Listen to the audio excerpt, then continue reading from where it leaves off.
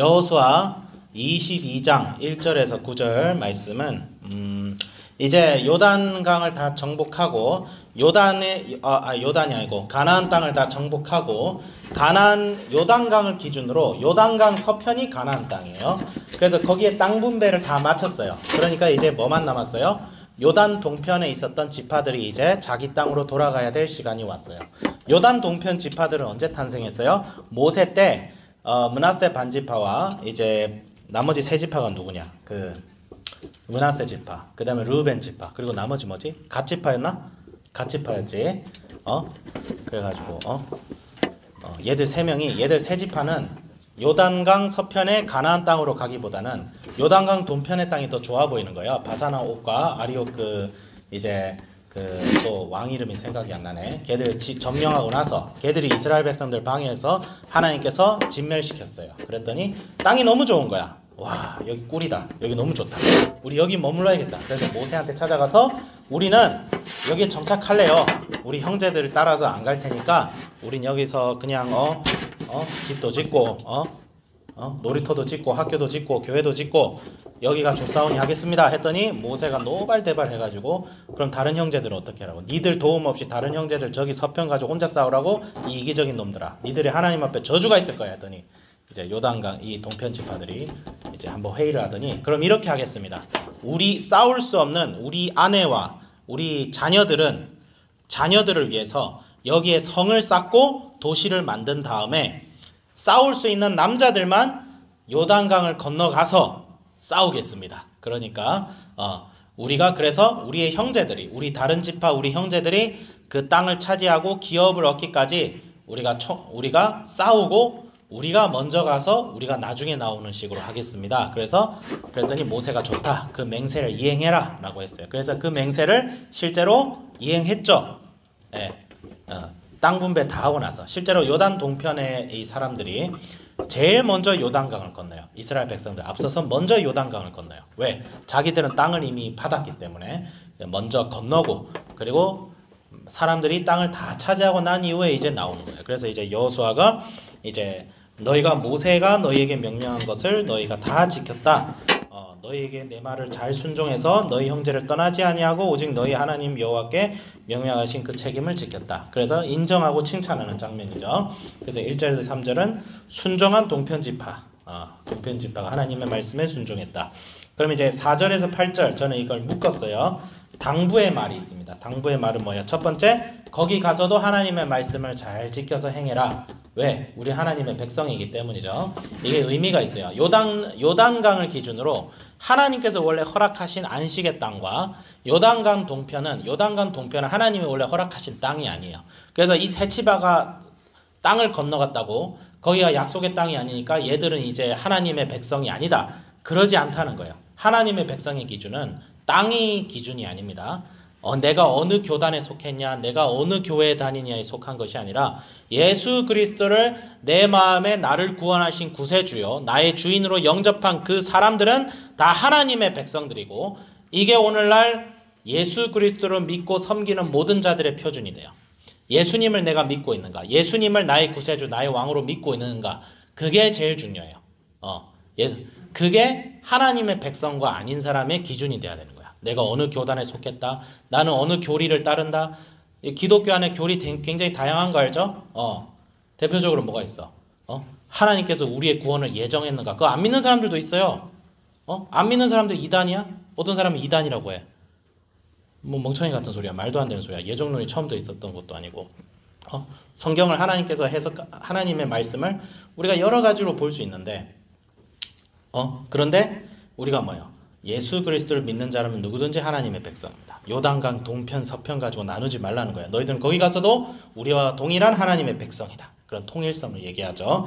그럴 때 하나님의 말씀대로 살아라. 그 다음에 하나님을 어떻게 해라? 친근히 여호와를 사랑하고 그의 모든 길로 행하여 그의 기명을 지켜 그에게 뭐하라? 친근히 해라. 하나님과 친밀해져라. 이게 뭐야? 하나님과의 친밀한 관계. 여러분, 하나님과 친밀해지는 거하고 하나님의 말씀에 순종하는 건 분리되나요? 분리 안 되나요? 분리돼요? 하나님과 친밀한데 하나님 말씀 쌩깔 수 있어요? 없어요? 못 지킬 수는 있어. 실수할 수는 있어. 죄를 지을 수는 있어.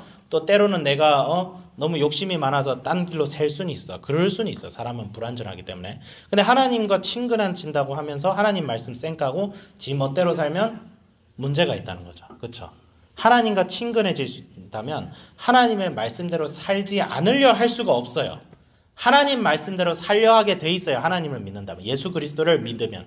그러니까 믿음은 반드시 뭐가 나타나요? 하나님의 말씀대로 살려 하는 그런 삶의 어떤 변화가 조금씩 일어나게 돼 있는 거예요. 그게 사람마다 부족할 수는 있어. 쟤는 예수 믿었는데 왜 행동이 그 모양 그 꼬라지니? 그런 모습이 사람마다 보일 수는 있지만 그거 가지고 누가 믿는다 믿지 않는다 판단할 수는 없어. 하지만 교회 다닌 지 20년 되고 30년 되고 40년 됐는데 아무런 변화가 없어. 막 대화나 삶의 행동에서 기독교의 색채는 하나도 안 보여. 근데 교회 40년 다녔어. 구원 받았을까요? 나는 확신이 안 서요. 그래서 항상 옛날 루터와 칼빈도 뭐라고 얘기하냐면 매주마다 신앙 고백을 외치고 예수 그리스도의 복음으로 성도들이 영접할 수 있게 하라고 해서. 왜? 안 믿고 교회 다니는 사람이 있을 수 있기 때문에. 안 믿고.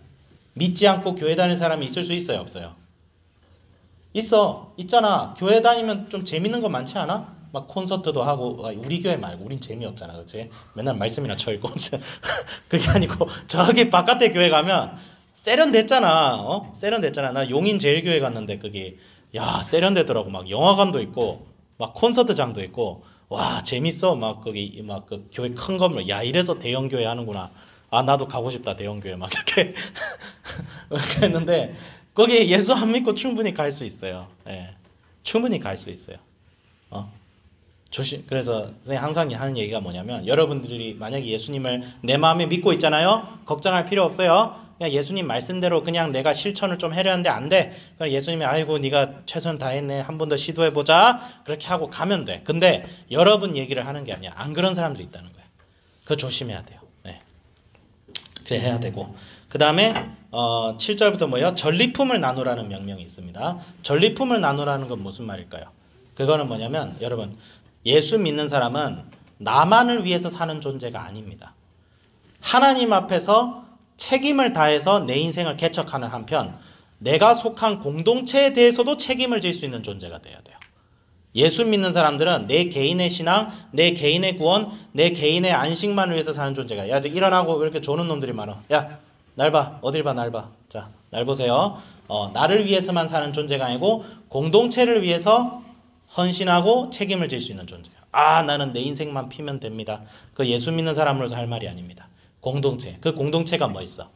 가정도 있을 수 있고, 여러분 주변 친구들도 있을 수 있고, 교회도 있을 수 있고, 여러분이 속한 도시가 될 수도 있고, 마을이 될 수도 있고, 더 나아가서 민족과 나라와 세계로 확장되는 거야. 그래서 이거는 뭐예요? 선교와 복음의 정신을 얘기하는 거죠.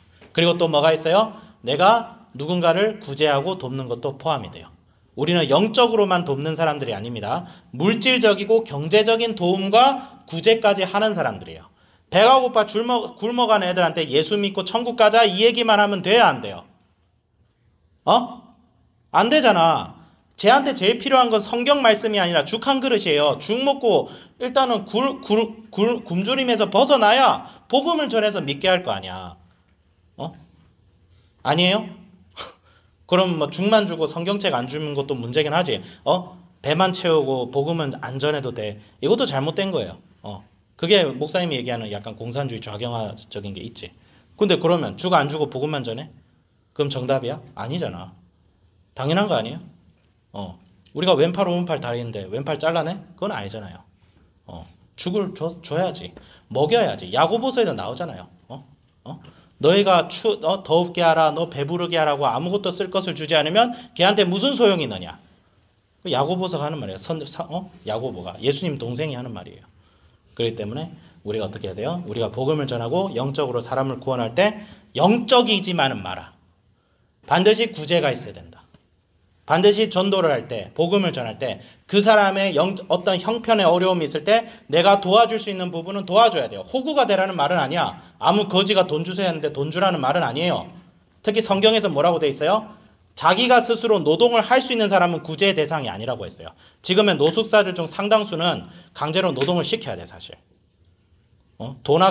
남의 돈이 아까운 줄 모르고 돈 타먹고 사지가 멀쩡해. 장애인도 아니고 정신박약자도 아니고 노인이 아닌 이상은 다 일을 해서 자기가 스스로 먹어야 돼요. 그냥 퍼주기식 복지는 아니에요. 그거는 성경적이지 않습니다. 대신 그 사람들 일할 수 있는 기회를 줘야 돼. 일할 수 있는 기회를 주게 만들어야죠. 그래서 성경은 뭐라고 돼 있어요? 가족 단위대로 땅을 줬어요. 그럼 땅이 있으면 일할 수 있죠. 그렇죠? 자기가 스스로 먹고 살 수 있는 길이 열리잖아. 그 길을 열어줘야 돼요. 예. 그게 구제야. 그냥 남의 그냥 돈 퍼다 주고 그냥 불쌍합니다. 돈 줄게요. 가난하네요. 돈 줄게요. 아니에요. 단순히 가난한 게 아니라 그 가난에서 스스로 헤어나올 수 없는 사람이 구제의 대상이 돼야 돼요. 예.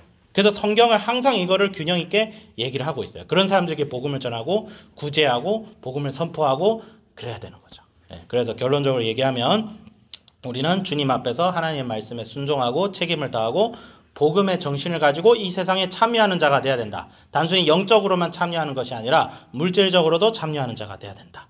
그렇게 우리가 말씀을 정리할 수 있을 것 같고 우리도 이렇게 살아야겠다. 여러분들이 그렇게 살기 위해서 지금 열심히 공부하는 거죠.